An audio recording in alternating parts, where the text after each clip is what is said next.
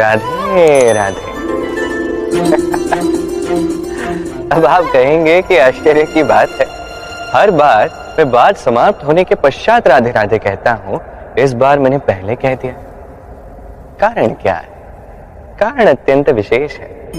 हर बार बात समाप्त होने के पश्चात मैं आप सब में प्रेम बांटना चाहता हूं और इसलिए राधे राधे कहता हूं, किंतु इस बार इस नए और विशेष प्रारंभ पर पहले प्रेम बांटना अति आवश्यक है।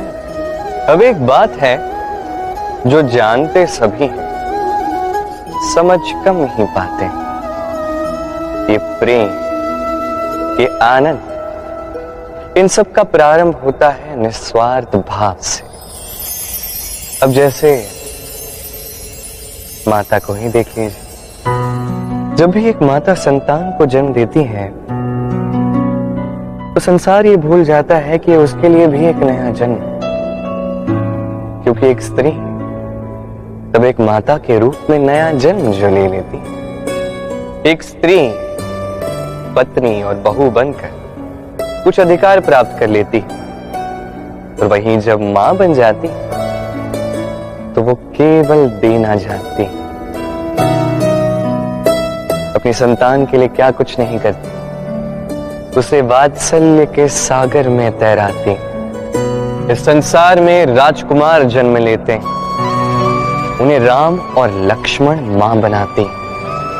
ग्वाले जन्म लेते हैं, उन्हें द्वारकाधीश मां बनाती है। पिता वो पर्वत है जिसका एक भाग बालक है, किंतु माता वो शिल्पकार है जो चट्टानों के टुकड़ों को निखार कर एक ऐसी मूर्ति का निर्माण करती है जिसकी पूजा की जा सके। तो स्मरण कीजिए उन सभी क्षणों को जो आपने अपनी माता के साथ व्यतीत किए हैं। अनुभव होगा कि कैसे एक क्षण में ये मन प्रफुल्लित हो जाता है। अब इसका कारण क्या है? इसका कारण है कि इस जीवन का द्वार ही है ममता।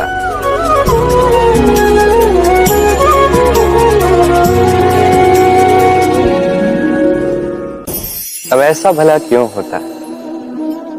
ऐसा तब होता है जब पिता कभी समझ ही नहीं पाता कि जीवन का वास्तविक धन क्या है। वो वास्तविक धन अपनी संतान को दे ही नहीं पाता। यदि पिता अपनी संतान को कर्म का ज्ञान दे सके, उचित क्या है अनुचित क्या है ये सिखा सके, संस्कार की शिक्षा दे सके, तो ये धन से कहीं अधिक महत्वपूर्ण है।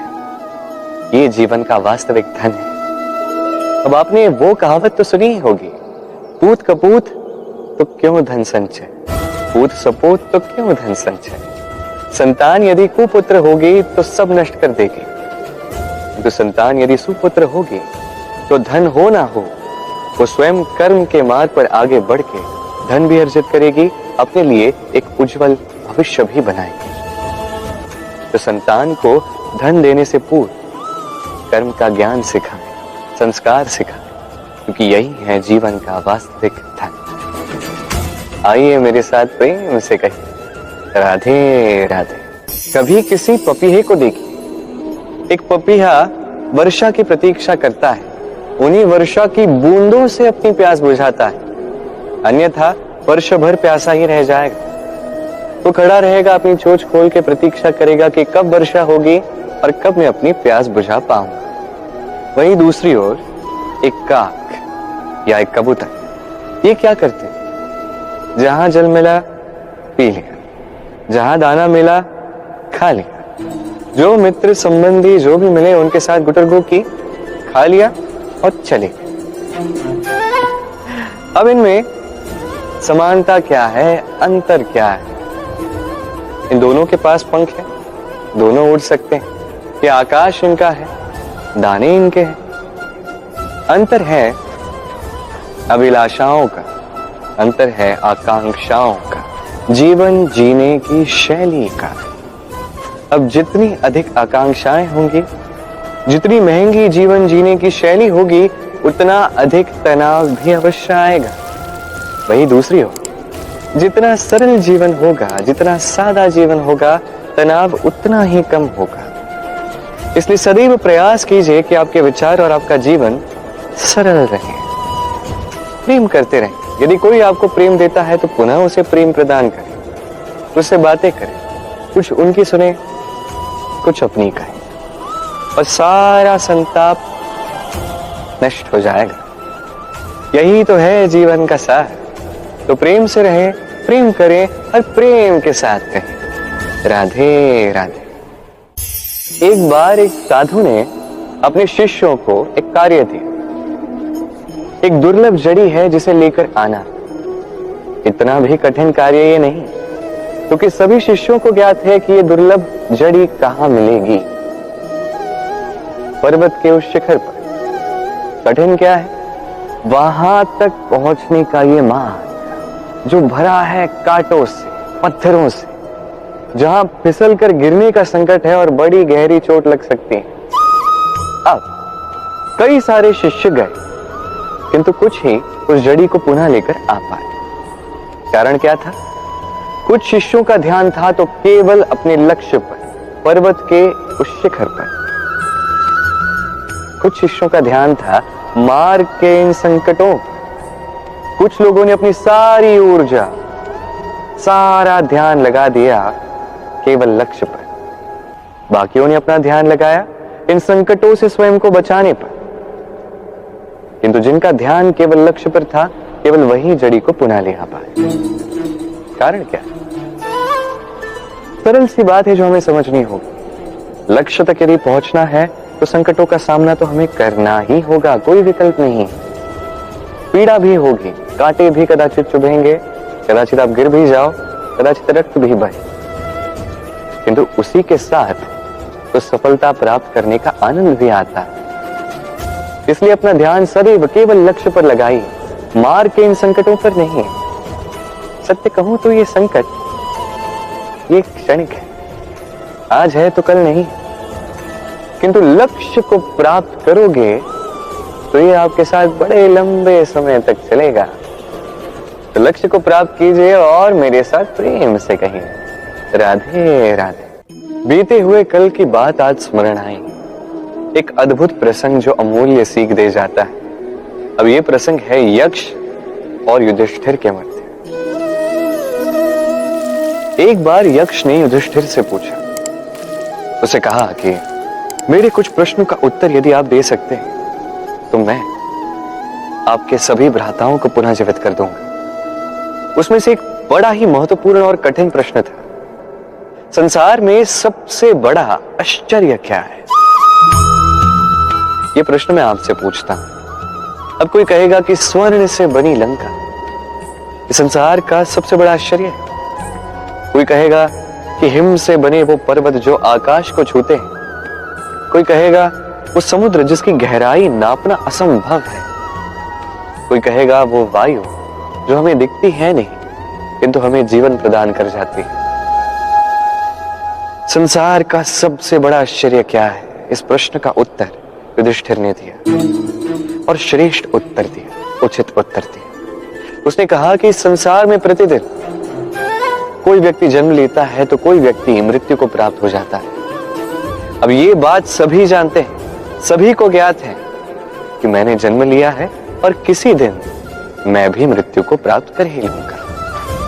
अब जब ये बात हर एक मनुष्य जानता है तो क्यों हर एक मनुष्य इस चिंता में रहता है, इस व्याकुलता में रहता है, इस पीड़ा में रहता है कि वो मृत्यु को प्राप्त नहीं करना चाहता, उसे दूर भागने का प्रयास करता है, कहता है कि मैं मृत्यु को प्राप्त नहीं करना चाहता।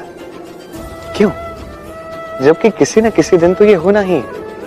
ये ब्रह्म सत्य है। ये व्याकुलता, ये भय, ये पीड़ा, ये चिंता उसके मन को जीने ही नहीं देती, इस जीवन का अनुभव करने ही नहीं देती। तो इस चिंता का, इस व्याकुलता का, इस भय का क्या लाभ? कोई लाभ नहीं है। इसलिए जब तक आप जीवन जी रहे हैं उसका प्रति क्षण श्रेष्ठ हो, आनंदमयी हो, प्रेम से परिपूर्ण हो, इसका प्रयास कीजिए। प्रयास कीजिए कि हर कार्य जो आप करें उससे दूसरों का लाभ हो सके। यही प्रयास आपके जीवन को प्रसन्नता और प्रेम से भर देगा।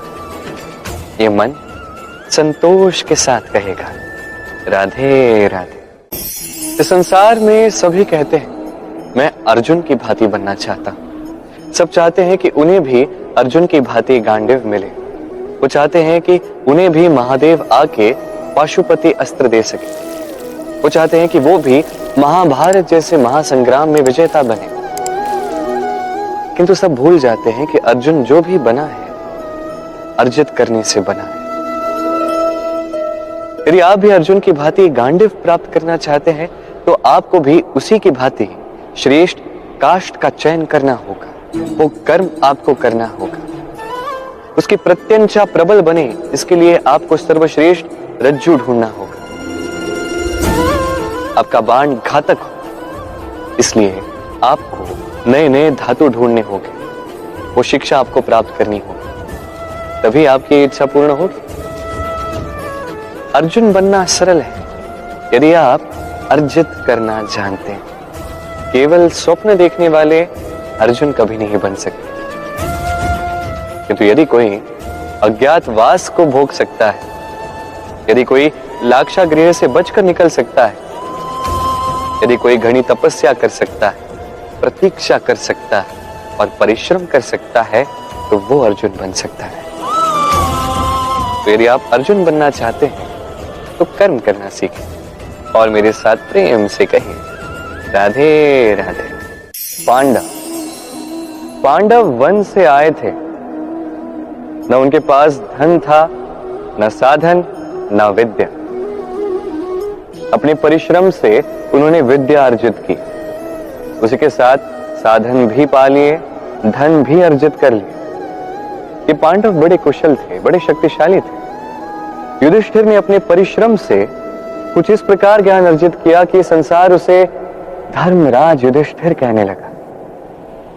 देखा जाए तो पांडवों के पास सब कुछ था, किंतु जब बात आई और धन पाने की तो युधिष्ठिर जो पांडवों में सबसे ज्येष्ठ थे, शेष सभी पांडवों के साथ द्यूत का ये खेल खेल बैठे। अब इसमें ना केवल धन लक्ष्मी, धर्म लक्ष्मी, विवेक लक्ष्मी हार गए, अपितु अपनी गृह लक्ष्मी द्रौपदी को भी हार बैठे। कारण क्या है? भूल गए बड़ी सरल सी बात। इस संसार में मान और सफलता दोनों परिश्रम और कर्म से पाए जाते हैं। द्यूत का ये खेल ये तो भाग्य पे ही चलता है। अब संसार में दो मार्ग हैं। एक मार्ग वो है जहां कर्म और परिश्रम से आप अपना भाग्य स्वयं रचते हैं। एक मार्ग वो जहां ये भाग्य एक क्षण में या तो आपको बना सकता है या तो आपको मिटा भी सकता है। आप कौन सा मार्ग चुनेंगे? चयन आपका है। आइए और मेरे साथ प्रेम से कहिए राधे राधे। एक बार की बात है, मैया और बाबा हाट गए थे। तभी मैं और दाऊ गए थे गौचर। हम लौटकर आ गए। अब मैया तब एक कार्य करती थी, जब भी जाती थी द्वार पर ताला लगा देती थी। उन्हें भली भांति ज्ञात था यदि उनका ये माखन चोर उचित समय पे पहुंच गया तो एक बूंद भी माखन की ये शेष नहीं रखेगा। अब होता कुछ इस प्रकार था कि मैया और बाबा कभी कभार ही हाथ जाते थे तो कभी कभार ही द्वार पर ताला लगाना होता था। जब मैया और बाबा लौट आए तो बाबा भूल गए कि इन चाबियों के गुच्छे में से कौन सी चाबी है जो इस द्वार का ताला खोलती। वो प्रयास करने में लग गए। एक के पश्चात एक चाबियों का उपयोग कर रहे हैं और उस द्वार का ताला जो है वो तो खुलने से रहा। उनके मत्थे से श्वेत टपकने लगे। मैया ने कहा कि इस ताले को ही तोड़ देते। मैया चली गई। बाबा ने कहा कि नहीं नहीं रुक जाओ, कुछ ही चाबियां शेष है, कदाचित खुल जाएगा। मैया हथौड़ा लेकर आई इस ताले को तोड़ने के लिए, और तभी बाबा ने अंतिम चाबी का उपयोग किया और द्वार का ताला खुल गया। यदि वो प्रयास ना करते हैं तो ये ताला भी टूट जाता, चाबी भी व्यर्थ चली जाती, है कि नहीं? अब ये प्रसंग मैंने देखा और मुझे ज्ञात हुआ कि कभी कभी अपने चाबियों के गुच्छे में से अंतिम चाबी भी जीवन का द्वार खोल सकती है। इसलिए यदि आप जीवन में प्रयास कर रहे हैं सफलता पाने के लिए, अपने लक्ष्य तक पहुंचने के लिए, तो हार कभी ना माने। हो सकता है आपका ये अगला प्रयास या ये अंतिम प्रयास आपको सफलता तक ले जाए। तो निरंतर प्रयास करते रहें, सफलता को प्राप्त करें और तब मेरे साथ प्रेम से कहें राधे राधे। कभी आपने किसी बाज को घोंसला बनाते हुए देखा है? ये बाज जब भी घोंसला बनाता है किसी ऊंचे वृक्ष पर या किसी पर्वत के शिखर पर बनाता है, ऊंचाई। अब वहीं पे इसकी संतानें भी जन्म लेती हैं। जब ये संतानें आती हैं, ये बाज बड़े ही प्रेम से, सावधानी से उनका पालन पोषण करता है। अपनी चोंच से उसकी चोंच में ये भोजन परोसता है। किंतु जैसे ही ये संतान ये पुष्ट हो जाते हैं और ये बात बाज को ज्ञात हो जाती है, बाज स्वयं उस घोंसले को छिन्न भिन्न कर देता है।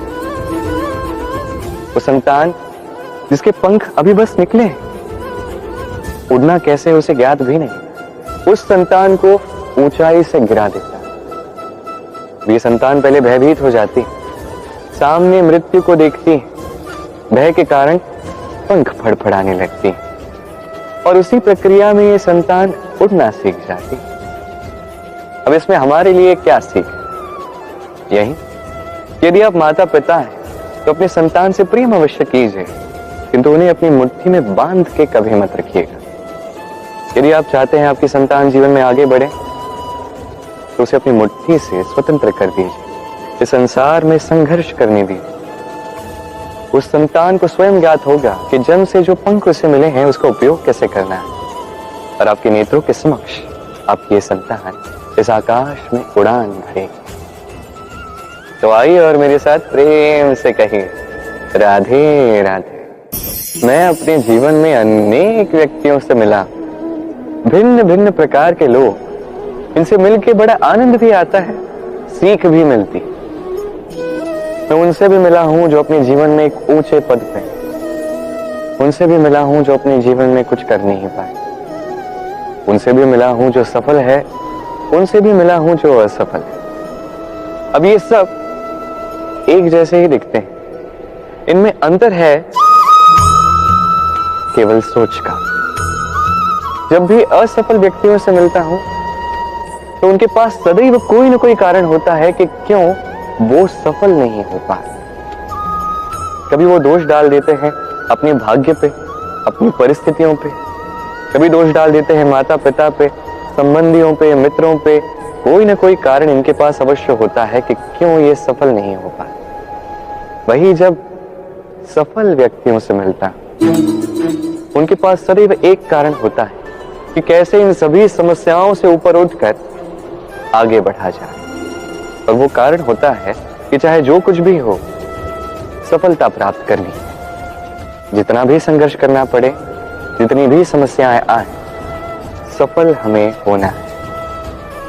ये अंतर है सोच का। सत्य कहूं तो आज की आपकी ये सोच आपके भविष्य के इमारत की नींव है। ये सोच जितनी प्रबल होगी, जितनी शुभ होगी, आपका भविष्य उतना ही विशाल और सुंदर होगा। तो समस्याओं पर नहीं, सफलता पर ध्यान केंद्रित कीजिए, आगे बढ़ते जाइए और मेरे साथ